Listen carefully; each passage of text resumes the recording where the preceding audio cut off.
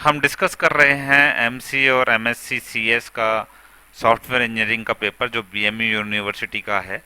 अब हम इसमें सेक्शन नंबर वी डिस्कस करेंगे। तो सेक्शन नंबर वी के अंदर जो पहला क्वेश्चन आया है, explain different software qualities in software engineering. इसका आंसर हमें 200 शब्दों में लिखना है, 200 वर्ड्स में इसका आंसर देना है। और क्वेश्चन के अंदर सॉफ्टवेयर क्वालिटीज की बात कर रहा है। चलिए आंसर देखते हैं। तो पूछ रहा है सॉफ्टवेयर के अंदर कौन कौन सी क्वालिटी होनी चाहिए, उन सभी के नाम आपको बताने हैं। तो एक हार्डवेयर होता है या कोई एक प्रोडक्ट होता है, उसको तो हम आसानी से देख करके बता सकते हैं कि इसमें क्या क्वालिटी होनी चाहिए क्या नहीं होनी चाहिए। जैसे कोई हम फूड रेस्टोरेंट में जाते हैं तो वहाँ देख सकते हैं कि प्रॉपर हाइजीनिंग है या नहीं है। तो इस तरह की जो क्वालिटीज़ हैं वो सॉफ्टवेयर के लिए भी होती है, तो उनको हमें बताना है। तो सॉफ्टवेयर क्वालिटीज से मतलब होता है कि सॉफ्टवेयर कितनी बढ़िया तरीके से बना है और अच्छी तरह काम करता है या नहीं, ये आपकी कहलाती है सॉफ्टवेयर क्वालिटीज। तो लिखा भी है software qualities define how good and successful a software product is. एक सॉफ्टवेयर कितना बढ़िया है और कितना सफल है। विदाउट क्वालिटी द सॉफ्टवेयर में fail even it is functionally correct. अगर उसके अंदर कोई क्वालिटी नहीं है तो अगर वो काम भी कर रहा है तो भी वो बढ़िया नहीं है। तो सॉफ्टवेयर की क्वालिटी ये बताती है कि सॉफ्टवेयर कितना बढ़िया है और कितना सफल है। अगर ये गुण उसके अंदर ना हो, सॉफ्टवेयर क्वालिटीज ना हो, तो सॉफ्टवेयर काम करने पर भी सफल नहीं हो सकता है। तो ये क्वालिटीज कौन कौन सी हैं, चलिए बात कर लेते हैं। क्वालिटीज बहुत सारी हो सकती हैं, लेकिन जो मेन क्वालिटी होती है जो सॉफ्टवेयर इंजीनियरिंग में डिस्कस की जाती है वो है करेक्टनेस। करेक्टनेस का मतलब है सॉफ्टवेयर सही से काम करे, मतलब जो काम हम उसको बताएं वही करे। जैसे मैंने कहा कि एक प्रिंट निकालना है, एक स्लिप का प्रिंट निकालना है, तो वो उसी काम को करे, ना कि कोई और फाइल का हमको प्रिंट दे दे, ऐसा नहीं होना चाहिए। तो करेक्टनेस का मतलब जो उसको काम बताया है एग्जैक्टली वही काम उसको करना है। तो software should fulfil all requirement mention in the specification. Correctness का मतलब होगा कि जो भी स्पेसिफिकेशन डॉक्यूमेंट में लिखा गया है उसको फुलफिल करना चाहिए, सारी रिक्वायरमेंट को पूरा करना चाहिए। जैसे आपकी रिक्वायरमेंट है कि आपको सैलरी स्लिप प्रिंट करनी है, तो एग्जैक्टली उसको सैलरी से ही प्रिंट करनी चाहिए।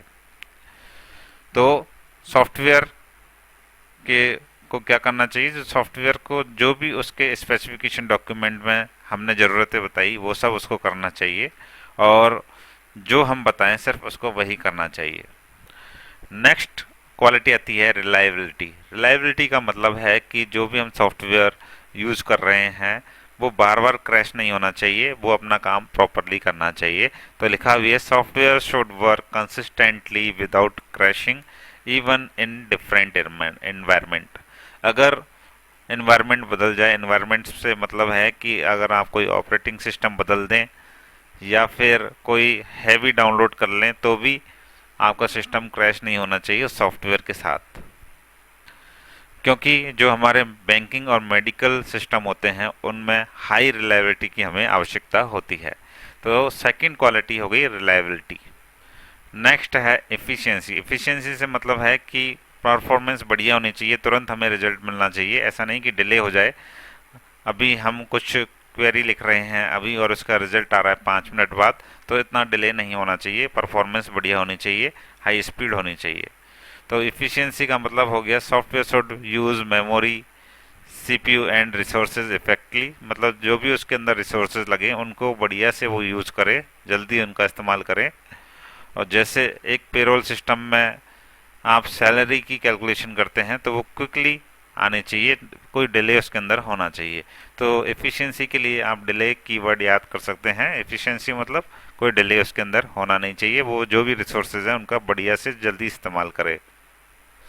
नेक्स्ट क्वालिटी होती है यूजेबिलिटी। यूजेबिलिटी नाम में ही छुपा है, इसका मतलब कि उसको यूज करना बहुत आसान होना चाहिए।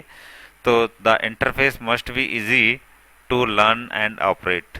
तो जो भी यूज़र है उसको जो भी इंटरफेस यानी स्क्रीन दिखाई दे रही है वो उसको देख करके इजीली समझ जाए और उसको ऑपरेट करना भी उसको इजी लगे।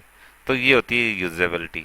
जैसे अगर हम कोई कॉम्प्लेक्स सॉफ्टवेयर बना लेंगे, मान लो कि जिसको यूज़ करने में ही काफ़ी टाइम लग जाए, सीखने ही बहुत मुश्किल हो जिसको, तो उसको यूज़र क्या करेगा, रिजेक्ट कर देगा। इसलिए यूजेबिलिटी होनी चाहिए। नेक्स्ट है मेंटेनेबिलिटी। मेंटेनेबिलिटी का मतलब होता है कि आज हमारे जो सिस्टम है उसमें जो रिक्वायरमेंट है उस हिसाब से हमने सॉफ्टवेयर बनवा लिया। अगर मान लीजिए कल एक नई रिक्वायरमेंट आ गई और उस नई रिक्वायरमेंट के हिसाब से हम अगर सॉफ्टवेयर को मेंटेन नहीं कर पाए तो ये हमारा बहुत बड़ा नुकसान होगा। इसलिए मेंटेनेबिलिटी उसके अंदर होनी चाहिए कि अगर कोई नई रिक्वायरमेंट भी आए तो सॉफ्टवेयर में अपडेट की जा सके। ऐसा नहीं होना चाहिए कि फिक्स एक फॉर्मेट बन गया और उसके बाद हम आप डेवलपर के पास जा रहे हैं और डेवलपर को कह रहे हैं सर हमारी एक ये नई रिक्वायरमेंट आ गई, इसमें आप इसको चेंज कर दीजिए, तो वो मना कर दे। ऐसा नहीं होना चाहिए। तो मेंटेनेबिलिटी का मतलब है it should be easy to modify for new requirement और बग फिक्स। अगर उसके अंदर कोई प्रॉब्लम भी आ जाए तो उसको भी मेंटेन करना, मॉडिफाई करना आसान होना चाहिए। तो सॉफ्टवेयर के अंदर मेंटेनेबिलिटी बहुत इंपॉर्टेंट फीचर होना चाहिए। और नेक्स्ट है पोर्टेबिलिटी। पोर्टेबिलिटी से मतलब है कि अगर आप ऑपरेटिंग सिस्टम चेंज कर देते हैं, जैसे अभी आप विंडोज़ पर काम कर रहे हैं और आप एंड्रॉयड पर स्विच होना चाहते हैं, या एंड्रॉयड और विंडोज़ दोनों पर काम करना चाहते हैं, तो पोर्टेबिलिटी बोल करके आप डेवलपर को अपनी पोर्टेबिलिटी की जानकारी दे सकते हैं और वो उसी हिसाब से आपके सिस्टम को बनाएगा। इसलिए पोर्टेबिलिटी भी एक फीचर है क्वालिटी का। The same software should run on different platform with minimal change. अगर अभी आप विंडोज़ पर काम कर रहे हैं और स्विच होना चाहते हैं एंड्रॉयड के अंदर, तो कम से कम चेंजेस के साथ आपको जो डेवलपर है उस सॉफ्टवेयर को मॉडिफाई कर सके, इसे कहेंगे हम पोर्टेबिलिटी। तो पोर्टेबिलिटी का मतलब सॉफ्टवेयर जो है वो अलग अलग कंप्यूटर या अलग अलग सिस्टम पर चल सके, इसी को हम पोर्टेबिलिटी बोलते हैं। नेक्स्ट फीचर जो होना चाहिए, नेक्स्ट क्वालिटी जो होना चाहिए सॉफ्टवेयर में, वो होनी चाहिए सिक्योरिटी। सबसे इम्पोर्टेंट है सिक्योरिटी है तो ही आपका काम सक्सेसफुल है, अदरवाइज कोई उसको चुरा लेगा, कोई चेंज कर देगा, कोई मतलब नहीं निकलेगा। तो डेटा प्रोटेक्शन और ऑथेंटिकेशन एंड प्राइवेसी, ये तीन चीज़ें जो हैं ये क्रिटिकल क्वालिटीज़ होती हैं और ये चाहिए ही चाहिए होती हैं किसी भी सॉफ्टवेयर के अंदर। तो सॉफ्टवेयर का डेटा सुरक्षित रखना चाहिए और यूज़र की जानकारी दूसरे लोगों से बचानी चाहिए। ये सिक्योरिटी के मेन एस्पेक्ट्स हैं।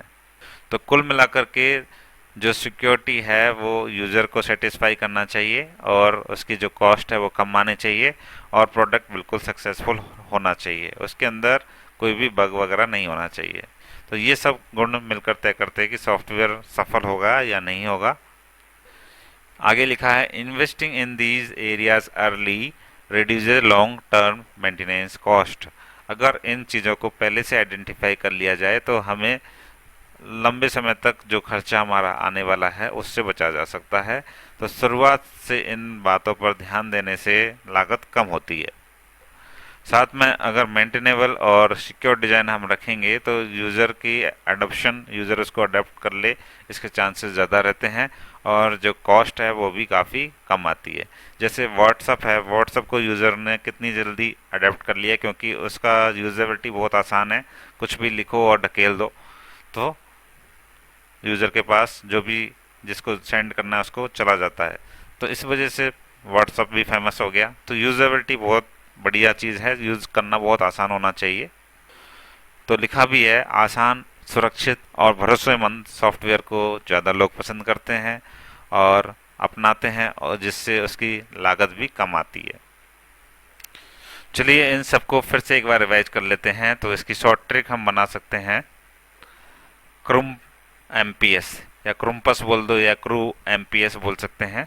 C for correctness, R for reliability, E for effectiveness, U for usability, M for maintenance, P for portability, S for security। Correctness मतलब सही से काम करे, रिलायबिलिटी मतलब भरोसेमंद हो, क्रैश ना हो, इफ़िशियंसी मतलब फास्ट वर्क करे, यूजेबिलिटी मतलब उसको यूज़ करना आसान हो, मेंटेनेबिलिटी मतलब आगे अगर कोई प्रॉब्लम आए तो उसको ठीक किया जा सके, नए फीचर्स ऐड किया जा सके, पोर्टेबिलिटी मतलब उसको हर जगह हर प्लेटफॉर्म पर चलाना आसान हो। सिक्योरिटी मतलब वो हमारे डेटा की पूरी सिक्योरिटी रखे, अनऑथराइज एक्सेस को रोके। तो ये है हमारा क्वेश्चन नंबर 2। आगे हम क्वेश्चन नंबर 3 डिस्कस करेंगे नेक्स्ट वीडियो में। Thank you for watching this video.